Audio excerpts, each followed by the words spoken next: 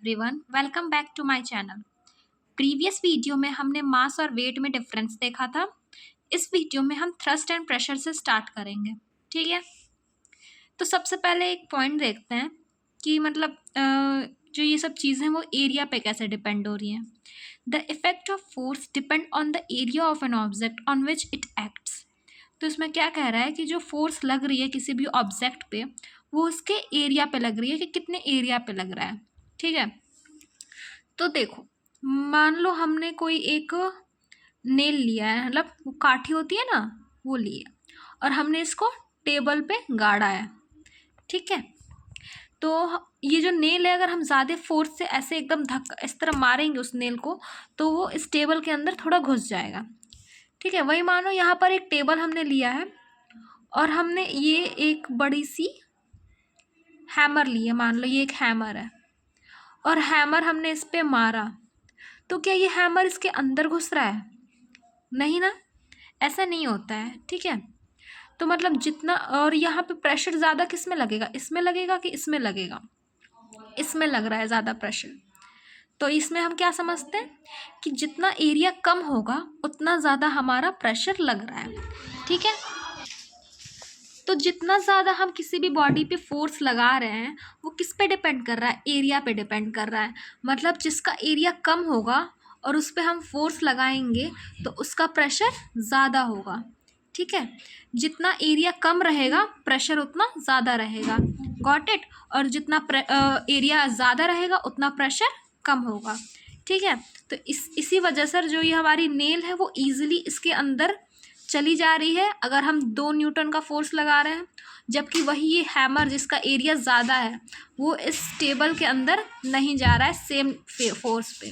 क्यों? क्योंकि इस हैमर का जो एरिया है वो ज़्यादा है और इसका जो ये नेल है उसका एरिया कम है। Got it?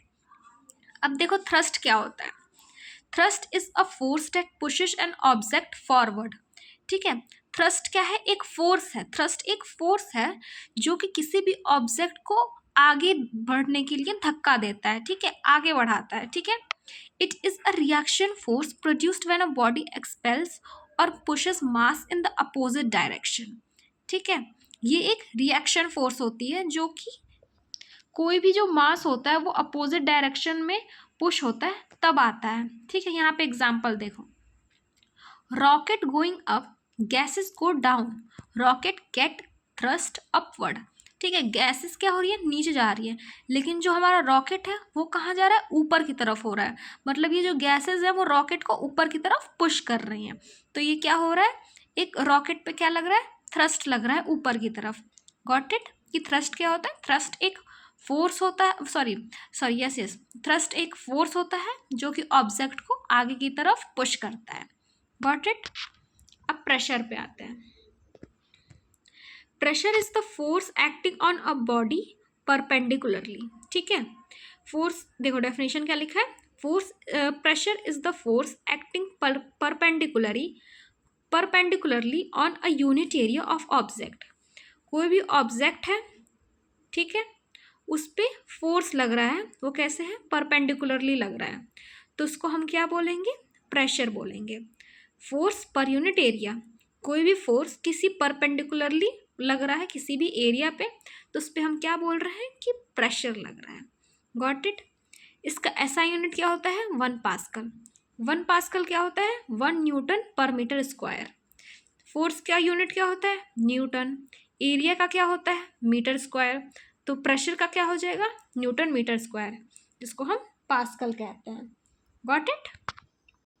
अब देखो यहाँ पे मैंने एक क्वेश्चन लिया है, a women is wearing heeled shoes, if mass of this women is 50 kg and area of one heel is 1 cm², calculate pressure exerted on ground when women stands on just one heal.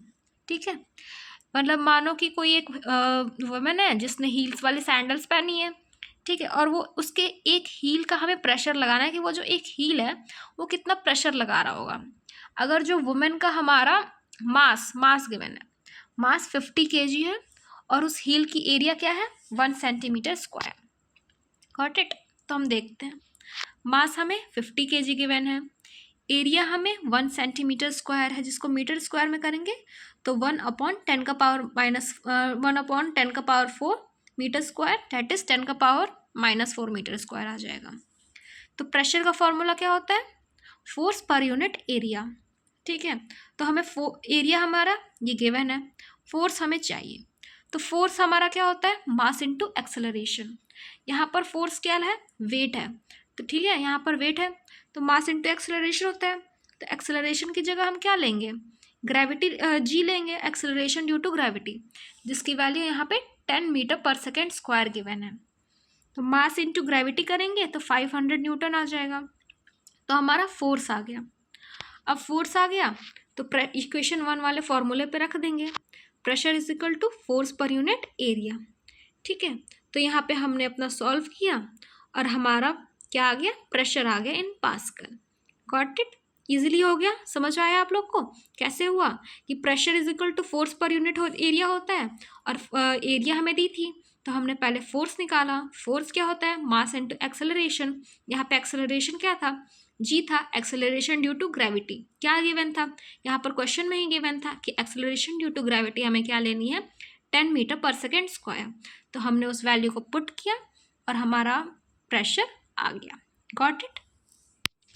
तो यहाँ पे एक note point लिखा है, as we study thrust is the force acting on a body perpendicular to its surface. तो pressure is equal to thrust per unit area. हमने अभी just पढ़ा कि थ्रस्ट क्या है? एक फोर्स ही है जो कि बॉडी पे परपेंडिकुलरली ही लग रहा है। तो pressure is equal to force per unit area होता है, और थ्रस्ट हमारा क्या है? एक फोर्स ही है। तो प्रेशर को हम क्या लिख सकते हैं? Thrust per unit area. Got it? So that's it for this video. Next video में हम आगे के टॉपिक्स कवर करेंगे। अगर आप लोग को मेरी वीडियो अच्छी लग रही है तो इसे सब्सक्राइब और लाइक ज़रूर करें और ज़्यादा से ज़्यादा लोगों को शेयर करें। Thank you.